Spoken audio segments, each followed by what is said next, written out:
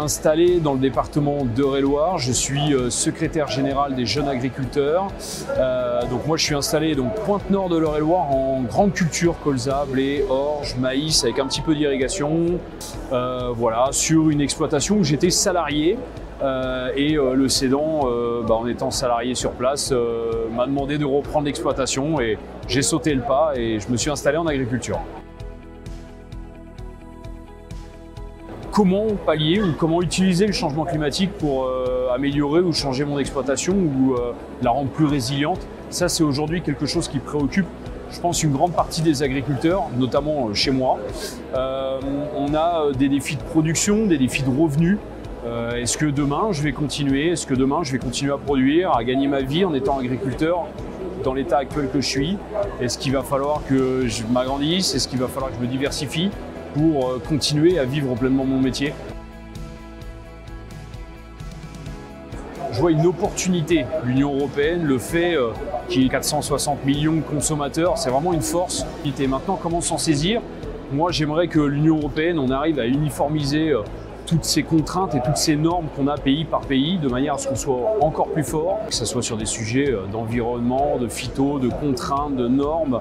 Et en pleine période de géopolitique très instable, je pense qu'il nous faut une Europe forte. Et j'ai envie d'y croire et je continue à croire en cette Union européenne. Aujourd'hui, on est encore pointé du doigt sur des sujets environnement, à l'encontre, contre l'agriculture ou contre les agriculteurs. Maintenant, comment on fait pour essayer de remettre tout le monde autour de la table et avoir des vraies discussions d'avenir? Nous, c'est ce que j'y crois, j'ai encore envie d'y croire. Je demande juste à ce que la population, les consommateurs croient aussi en l'agriculture française et j'aimerais européenne.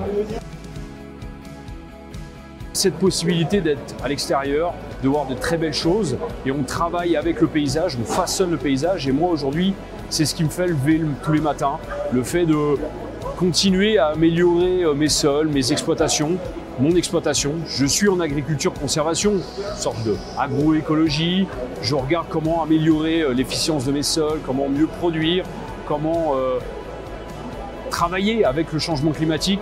Moi, c'est ça aujourd'hui qui me donne envie tous les matins parce que j'ai cette chance. Je pense qu'être agriculteur, c'est une chance. J'ai envie de vous dire d'y croire. Les gens, on est avec eux 3 fois par jour, le matin au petit-déj, le midi, le soir. Continuons d'avoir ce plaisir. On a, oui, des revenus des fois un peu en difficulté, mais on est capable aussi de faire des belles choses. Et puis maintenant, je pense qu'il ne faut pas avoir honte de le dire qu'on gagne de l'argent aussi quand même en agriculture. Et si on veut demain attirer et continuer à faire venir des jeunes, il faut qu'on arrive à mettre en avant toutes ces belles productions qu'on arrive à faire pour inciter les jeunes à encore venir en agriculture parce qu'il y a de la place pour les jeunes et pour l'avenir.